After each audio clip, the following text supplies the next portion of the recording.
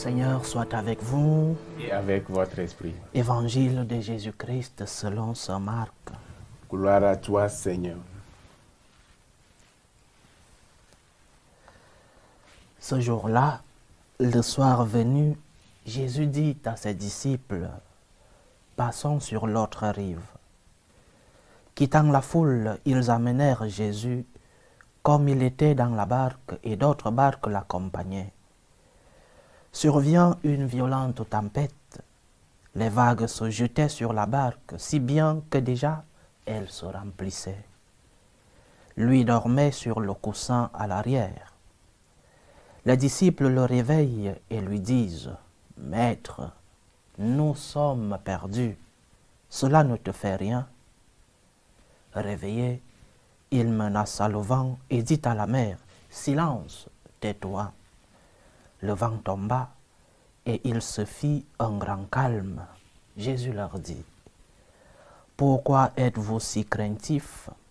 N'avez-vous pas encore la foi? » Saisis d'une grande crainte, ils se disaient entre eux, « Qui est-il donc, celui-ci, pour que même le vent et la mer lui obéissent ?» Acclamons la parole de Dieu. Louange à toi, Seigneur Jésus.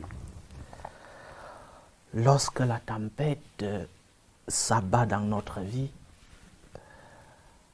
lorsque les problèmes nous menacent,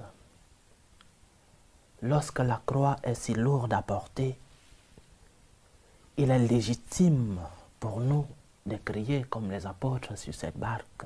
« Où es-tu, Seigneur? Où es-tu? » Lorsque les problèmes de la vie semblent nous emporter, lorsque la croix, nos propres croix, les croix des autres, parce que nous avons des cœurs pleins de compassion, lorsque nous voyons tant de difficultés, tant de problèmes, il est légitime pour nous de crier, « Maître, nous sommes perdus. » Cela ne te fait rien. Quel est cet enfant qui souffre et qui ne crie pas vers son Père, « Aide-moi, Père !» Donc, ce que Jésus réclame à ses apôtres aujourd'hui, ce n'est pas d'avoir crié au secours. Ce que Jésus demande à ses apôtres, ce n'est pas d'avoir cherché de l'aide. Mais lorsque nous cherchons de l'aide, comment cherchons-nous de l'aide? C'est ce que le Seigneur veut enseigner à ses apôtres. Comment cherches-tu de l'aide? Avec désespoir. Tu cherches Dieu comme le dernier qui peut t'aider.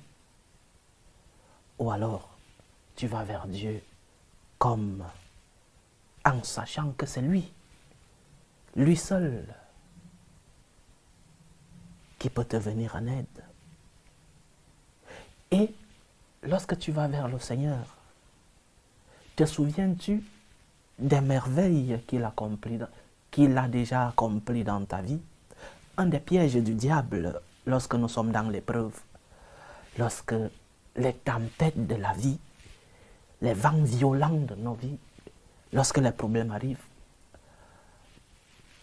une des grandes tentations, un des grands pièges du diable, c'est de nous effacer la mémoire. Nous oublions, nous ne nous souvenons pas qu'il y a une fois, deux fois, plusieurs fois dans nos vies où peut-être la même tempête nous a secoués et le Seigneur est venu à notre aide. Peut-être une tempête plus forte nous a secoués et nous avons vu la main du Seigneur. Lorsqu'une autre tempête, peut-être plus légère, moins forte que celle que nous avons déjà vécue, une tempête arrive, notre mémoire est effacée, comme on le dit dans les nouvelles technologies, dans l'informatique. Le diable nous formate la mémoire. Nous ne nous souvenons plus de rien. Et c'est pourquoi nous allons demander de l'aide avec désespoir.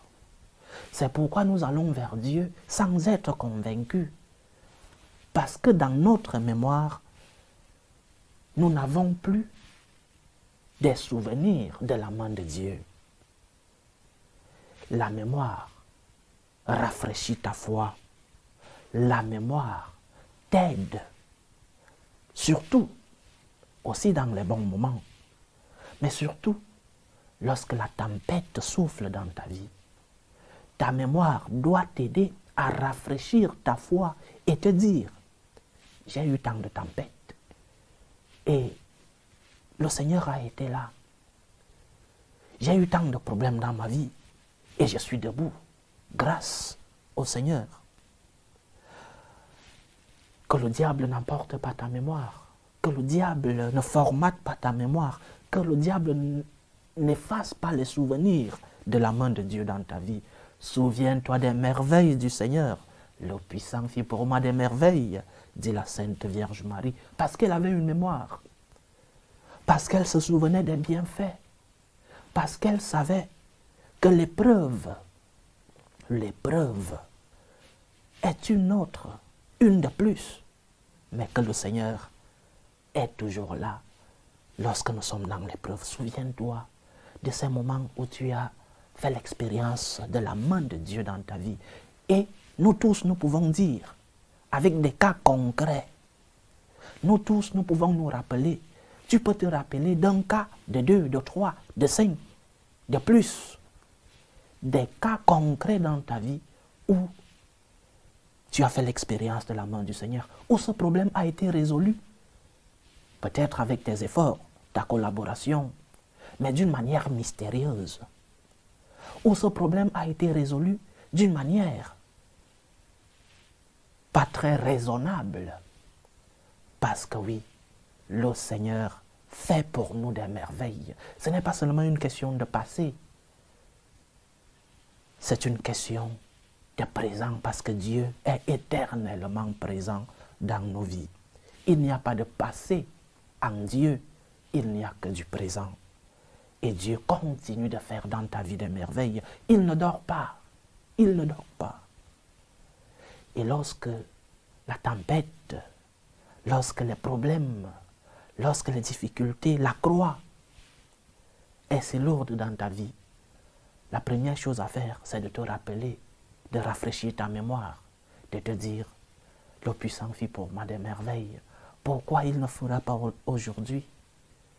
Pourquoi, s'il m'a aidé dans ce cas concret dans mon passé, pourquoi ne le ferait-il pas aujourd'hui? Pourquoi Dieu ne continuerait-il pas d'accomplir, de réaliser ces merveilles dans ma vie? C'est le premier pas lorsque la tempête frappe dans ta vie. Souviens-toi des bienfaits du passé. Va donc crier au secours vers le Seigneur avec ce souvenir, avec cette mémoire fraîche. Va vers le Seigneur. Dis-lui, je reviens Seigneur. Voici encore une autre tempête. Je sais que tu es là. Seigneur, je sais que tu es le Tout-Puissant. Calme cette tempête. Et le Seigneur, lorsque tu vas avec ta mémoire, une mémoire pleine de gratitude, parce que oui, se souvenir des bienfaits de Dieu est un acte de gratitude.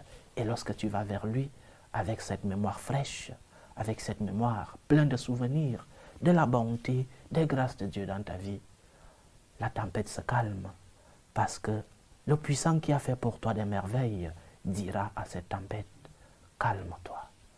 Que le Seigneur nous aide. Loué soit Jésus-Christ. À jamais.